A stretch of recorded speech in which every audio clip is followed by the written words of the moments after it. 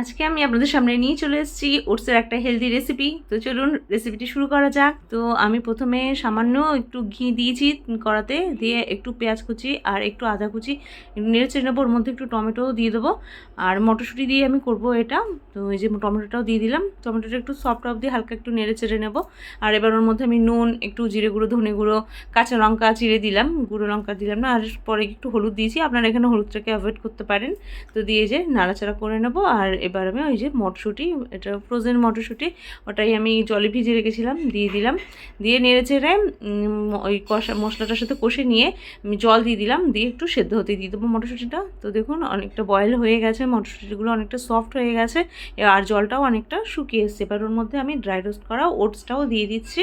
আমি এখানে 3 চামচ ওটস নিয়েছি ড্রাই রোস্ট করে। তো একজনের জন্য ইনাফ, আমার জন্য তো এটা ইনাফ। তো আমি এই যে দিয়ে এবার আরেকটু চাপা দিয়ে দেবো নেড়ে চেড়ে। তো এতে ওটসটা অনেকটা সফট হয়ে যাবে আর খেতে খুব ভালো হয়। যে দেখুন রেডি হয়ে গেছে, কি সুন্দর ঝরঝরে হয়েছে ওটসটাও। তো খুবই সুন্দর হেলদি রেসিপি, এটা অবশ্যই একবার বাড়িতে ট্রাই করবেন। আমি অবশ্যই একটু লেবুর রস দিয়েছিলাম এটাকে আরও চটপটা করার জন্য।